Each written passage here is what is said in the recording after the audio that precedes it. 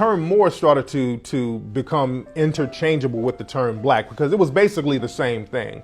But when the slave trade started, they tried to objectify black people, Moorish people. So they would use the term interchangeably and they would just switch on to calling people black.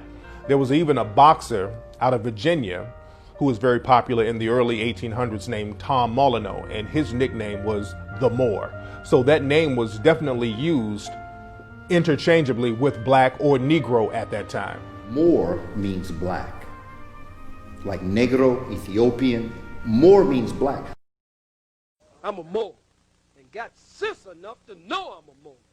And ain't gonna never argue with you that I'm not a Moor. And wouldn't come in your house or come among you and say I'm a Moor if I didn't feel in my heart, in my mind, in my soul that I am. I would tell you, God damn it, I don't know what the hell you're talking about. Ain't no more. So if I say it, I mean it. And if I mean it, generally, I say it. When I talked to Dr. Ben, you know what Dr. Ben said? He studied the Moorish schools. Dr. Ben, when he talked about, you know, his travels that he had, the difficulties he had growing up, getting his education, he said, with all the struggles he'd been through, he never really got his solid and grounded education until he went to the Moorish universities in Spain. But Dr. Ben was our leader. He wasn't just the teacher of the now, he was the leader of the whole group. Dr. Jeffries didn't do nothing Dr. Ben didn't approve of. That's the way we were. Clark didn't do nothing out of the Caribbean that Ben disapproved of. There came a time in 1506, after we lost power in Spain, the Africans ruled Spain from 711. We were calling ourselves Moors, M-A-U-E-R-S, then M-O-O-R-S. We were calling ourselves Moors, M-A-U-E-R-S, then M-O-O-R-S. Any scholar, Because you take a quote from Dr. Ben, no, right? That's just a quote. That's not a foundation. But do you understand what you're doing to the listening audience when you do stuff like that? Yeah, I'm informing them. Right. You're informing them, but you're also directing the conversation. You're creating a bias. Exactly. Because we also know Dr. Ben, and many of us studied with Dr. Ben, and he said many more things. Yeah. We'll say that he went to those schools, but when he went to those schools, they weren't under no Moorish nationality. Hold up. Oh. They wasn't that. They was in Spain. That's not what I said. Okay. That's not what I said. Take the wax out your ears. Take the wax out your ears. I'm gonna be respectful because it's an elder. No, don't be respectful. We're dealing with scholarship. See, my issue is this. I could take an ordinary dictionary. This is the point. Take an ordinary dictionary, a child's dictionary, any unabridged dictionary, from any one of these tables, right? Any one of these tables, and take you to a dictionary and take a child to a dictionary, give them basic grammar from 3rd grade, and show anybody that they're Moors. So what is a compound word, baby? What's a compound word? The word to put together. Oh, go ahead, girl.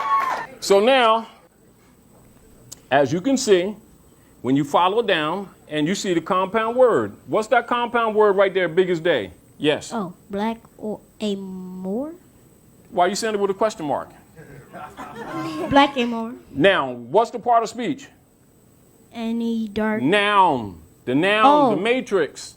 Noun. So now it separates the adjective from the noun. You see that? See, black or Moor. Any dark-skinned person, especially an African Negro, earlier black, small case, then Moor, and see how the black is all case, which means a straw, and is separated from Moor, which is a capital letter. There's the identification of these people who think they're black, right in the dictionary. See that? Mm-hmm. Spell it.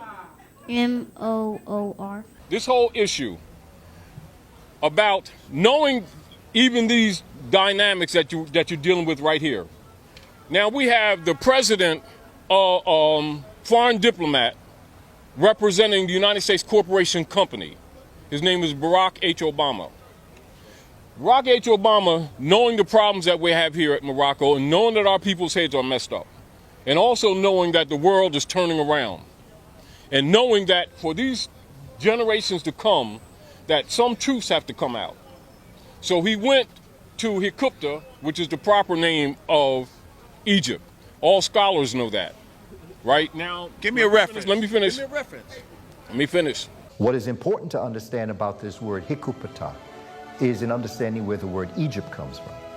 Because the Greeks, in coming down and embracing African culture, they are going to begin a language that is going to be based on the African language. They are going to take a script that is based on Meduneter, or what we call hieroglyphs, and they're going to call hikupata, they're going to call it egupatos. So even when you're dealing with the word Egypt, you're still dealing with the origins of an African word, which is hikupata, that became egupatos. Egupatos is going to become Egypt. So he went to Hikupta and exposed that the American Constitution is derived from Muslim law, which all scholars always knew, right? Now, Michelle triangulates go to the Alhambra, the last stronghold of the Moors. They have pictures taken of them by the international community coming through double doors, dealing with the Kabbalistic principles, ancient African culture, higher self, lower self. Guards standing right next to him with the Moorish flag big as day. Then they come back here and sign the rights of indigenous people for these people to declare their nationality, because the international community has been addressing this since 1948. Problem that you have is that you have fake scholars who keep getting paid off, that keep promoting these people as crayons, knowing that that makes them non-descendable. Whether it was black, green, purple. Fake scholars? Give me a fake scholar. Anybody that continues to call these people of Moorish Asiatic descent black, knowing it makes them non-descendable. We're talking about a political issue of estate and birthright. Is Dr. John Henry Clark one of those? Who are you talking He about? knows that these people are Moors. Huh? We are a nation within a nation in this country searching for a nationality. And once we find our nationality and serve that nationality, we'll do for ourselves what needs to be done. All ethnic groups in this country understand they got a nationality. Because you answer to such stupid words like Negro and color and black. You have no nationality. Negro is not a nationality.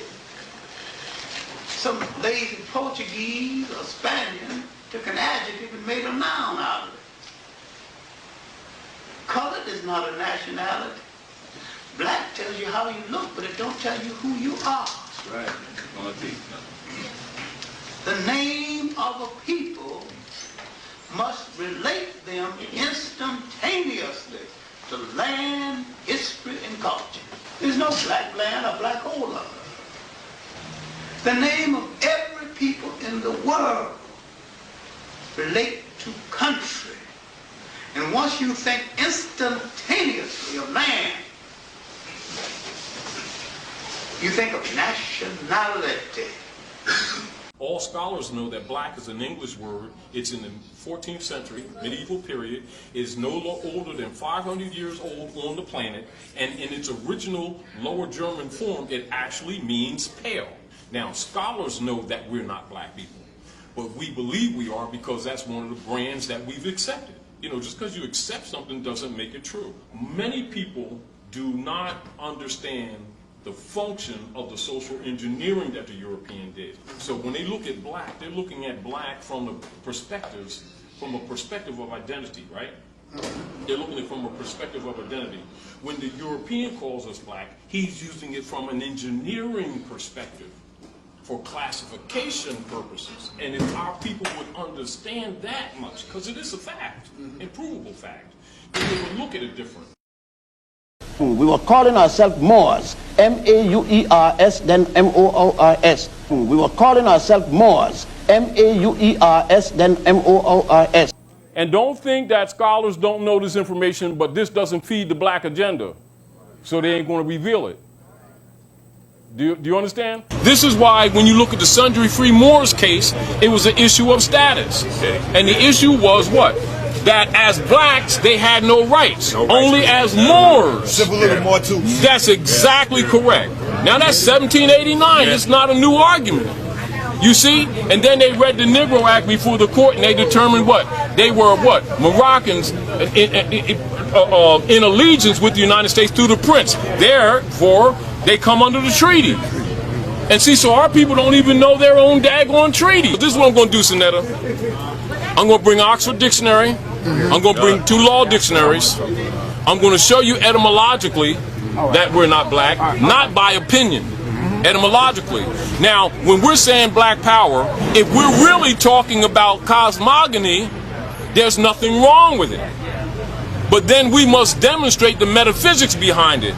But our people are not doing that. They're saying black by force of implied identity, which makes it misplacement, which makes them incompetent in law and non-descendable. They need to know that. So when we start debating words, the first thing you do so that you don't waste a lot of time, which means we could do something else, is debate with someone who don't know the rules of what they're debating. So that we don't waste time, you ask them the honest question, do you know etymology? Because etymology is the science that treats of the origin, the root, the nature, and the spirit of the words, and is used all over the world. It ain't no European and then ain't African. It's all over the world. And the Europeans got it from the Moors through the Renaissance, who taught them this culture. It ain't their stuff, it's your stuff. So let us not make assumptions. Do you understand what I'm saying? Yes, sir. So etymon, this is 3rd grade stuff. 3rd grade stuff. Etymon. Etymon is to a word what atom is to the building block of anything else. Anybody, anywhere around the world, any scholar, doesn't matter what language they're dealing with, right? Know these rules. These rules are not taught to our people because we've held to servitude caste. The language that we usually use is called connotative linguistics, which is introduced into societies where people are held to servitude so that their own language traps them. When I went to Europe, I would always look at pictures and I would always see a Moor, and sometimes I would see like a skull and bones. And many of the Moors would have a skull and bones flag. That's what pirates are known for. There were many Moorish pirates. And there's even a secret organization called the Skull and Bones. And we know that Masonry comes from Moorish science. So there's always a connection there with the Moors. And it's important that as we begin to develop an understanding of this society, that it's not Freemason as we know it. And that the Moors brought in this knowledge into Europe. Africans brought this knowledge into Europe. And in bringing this knowledge into Europe, the Knights Templars and other organizations were born out of this. And peoples of European descent were exposed to alchemy, okay? The periodic table of elements, the laboratory, how to take information, how to take elements and atoms, and to begin to manipulate them to make them into different types of molecules. Are you saying that the Klan is a secret society? It's a very advanced secret society. That's the reason why we can't draw the parallel, because we always have these rednecks etched in our mind. And as a result, we don't understand that the secret society has its origin in the Moorish system. As a matter of fact, the actual outfits that the Klan wear, I'm not talking about the ones where you see somebody cut some holes in some sheets, but I'm talking about the real Grand Master outfits, and the ones that's really done up with, you know, with the actual cross and the robe with the cape and the pine cone hat. That's all Egyptian initiation outfits brought up into Europe by the Moors. 1870, Knights of Columbus, Ku Klux Klan oath. 1854, 1865, when the Europeans took on the title of white with the Whig-a-Moor parties. They used to wear wigs to imitate the Moors. They called it the Whig-a-Moor party. Now they become the white party. And they took on the title of white that belonged to you. That's what Klan is all about. Even the uniform that they use belonged to you. I'm scared of that. Them uniforms are thousands of years old. Understand what the world knows about you and why you see that when you have Asiatics come from other countries, they don't show you their passports. Because they will have on their passport white man. And they know immediately we start getting antichrist.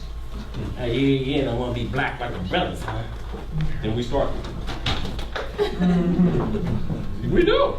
No, you don't want to be black. You're trying to act like the white man. Because they are white men. It's a legal status. Free white persons. Free white persons, quote unquote, referred to in Naturalization Act, so you must know the history, you must know Naturalization Act, distinguished from nationalization. Anyway, referred to Naturalization Act as amended by Act July 14, 1870 has meaning naturally given to it when first used in one statute 103C3, meaning all persons belonging to the European races then commonly counted as white, and their descendants, including such descendants in other countries to which they have immigrated. That's the general perception, and that's what they've taken it on.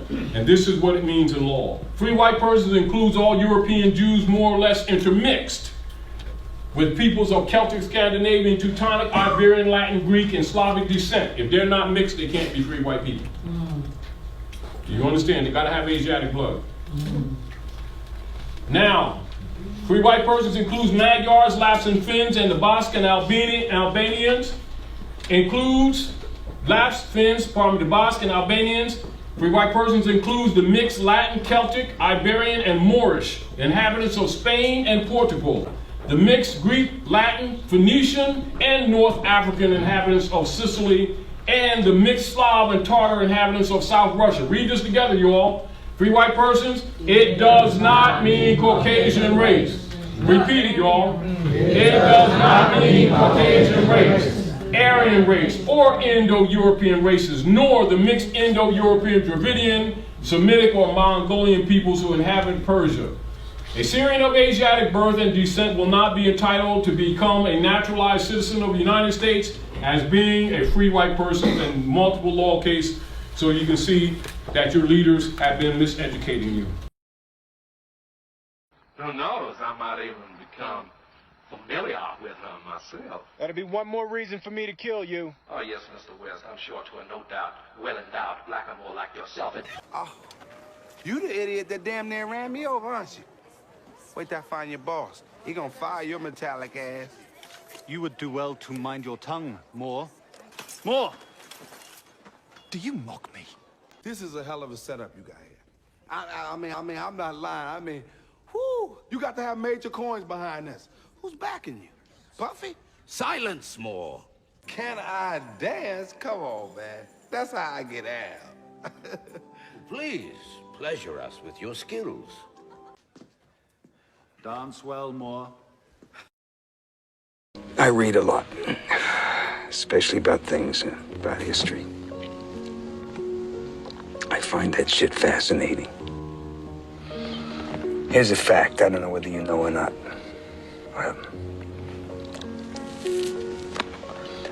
Sicilians were spawned by